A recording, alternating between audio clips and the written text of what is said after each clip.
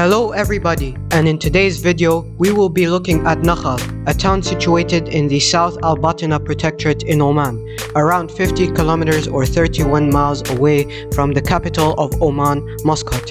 This small town of around 70,000 inhabitants is considered a major tourist hub in northeastern Oman. We will be looking at the history of the settlement and look at some of the sights to see in this town and a general critique of the area.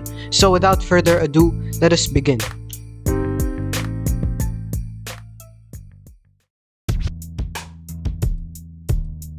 Due to the area lying at the foot of the Hajar Mountains, this region is relatively more fertile than other surrounding areas, allowing for the grazing of animals and the small-scale growth of crops, making Nakhal a very important site in Oman. As a means of protecting the valuable resources in Nakhal, a small fort was constructed within the center of the town, which was then gradually expanded over the passage of time.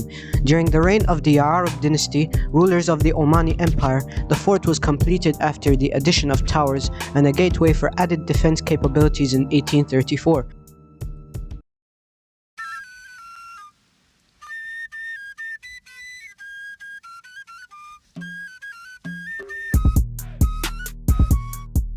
Approaching Nakhal, a lot of new buildings, developments and general additions to this small Omani town were quite evident, seen through the Sultan Qaboos Mosque and new shopping centers being constructed. This trip was mainly focused on the Ain Athawara hot spring, which along with the Nakhal fort provides much of the appeal for internal and foreign tourists. During December of 2022, when this video was initially recorded, the fort was closed for renovation. As this was the case, most of the tourists flocked to the hot spring instead, where I was also headed to as well.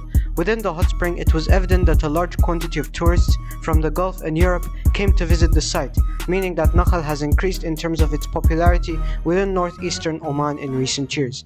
In terms of the services offered in the region, however, there were only about 2 or 3 shops and cafes in the immediate vicinity of the hot spring, and lackluster services in the area, indicating that Nakhal does have quite a bit of work to do in order to reach its full potential tourism-wise.